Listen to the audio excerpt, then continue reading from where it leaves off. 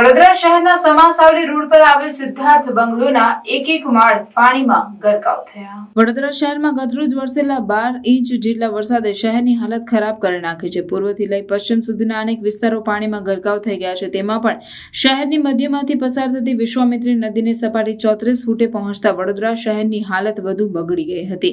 શહેરમાં કરોડો રૂપિયાના બંગલોથી લઈને ઝૂંપડા ડૂબી ગયા છે। ત્યારે શહેરના સમાસાવલી રોડ પર આવેલ સિદ્ધાર્થ બંગલોઝના એક માળ પાણીમાં ગરકાવ થઈ ગયા છે, જેને કારણે લોકો પરેશાન થઈ ગયા છે। લોકોએ પોતાનો સામાન પહેલા માળે ચડાવી દીધો। જો કે પહેલા માળે પાણી ચડશે તો ખરેખર આ લોકો માટે ખૂબ જ આફત આવી પડવાની છે। આ ઉપરાંત વડોદરા શહેરના કાલાઘોડા બ્રિજથી સયાજી હોસ્પિટલ સુધીનો રોડ પાણીમાં ગરકાવ થઈ ગયો હતો। કાલાઘોડા બ્રિજથી જેલ રોડ પર પણ પાણી ફરી વળ્યા હતા, જેથી આ રસ્તાઓ પરથી સ્ટેશન પર જઈ શકાય તેમ નથી, જેથી બહાર ગામ જતા લોકો માટે મુશ્કેલ બની રહ્યું છે।